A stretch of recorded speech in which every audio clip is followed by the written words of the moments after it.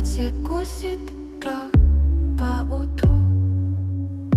Оля пилит дрова, как лесу, а Марина щепки жгет под окном.